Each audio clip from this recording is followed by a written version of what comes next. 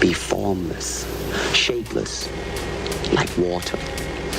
Now you put water into a cup, it becomes the cup. Now water can flow or it can crash. Be water, my friend.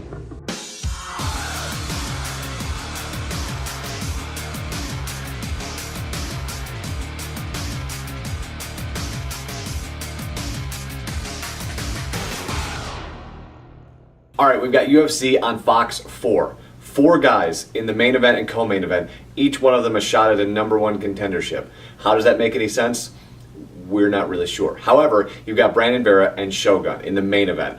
I'm not really sure how Shogun loses to Brandon Vera. I think back in 2006 when he was the man on the scene, Vera that is, a lot of people thought that he was going to get the strap. And then he goes through a lot of personal demons mentally and physically. He doesn't really apply himself and he's in and out. I mean, he did get fired from the UFC and then Thiago tested positive for an unknown substance. And then remarkably, Vera is not only back in the UFC, but he's fighting for a title shot on Fox.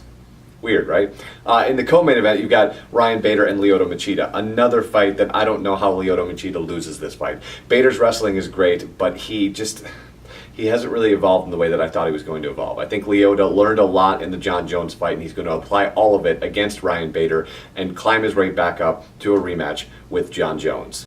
For those of you who are looking forward to a jiu-jitsu match between Joe Lauzon and Terry Edom, you're not going to get it. Edom is injured, and Jamie Varner steps in again on short notice. His last fight, he dethroned Edson Barboza, and he plans to do the same thing in the lightweight division to Joe Lauzon. This could be a very fun fight to watch. I do believe that Varner is a little bit quicker and a lot stronger than Joe Lauzon. I also believe that Joe Lauzon is one of the more well-rounded guys in the lightweight division and could pose a lot of threats, especially when it goes to the ground, to Jamie Varner. He's very, very good at hurting you, just like he did with Melvin Gillard, taking you down and finishing the fight, and that very well could happen. I love Joe, and I love Jamie Varner. They're both great fighters. I'm going to pick Joe in this one because I think it's going to be a fun fight, but Joe's going to figure out a way to win. DeMarcus Johnson and Mike Swick. Mike Swick makes his return. He hasn't fought in 2 years. DeMarcus Johnson, tough alum that you may or may not like or care about or anything like that, but what I can guarantee you is there's going to be fireworks. Swick is going to come out there and try and either latch onto the Swickatine and go back to the old school days, or somebody's going to get knocked out. Should be a fun way to kick off the card. Ring rust, obviously going to be an issue with Mike Swick. 2 years is a long time to be away from the game, and it's evolved a lot in 24 months. I mean, Mike Swick's on Fox.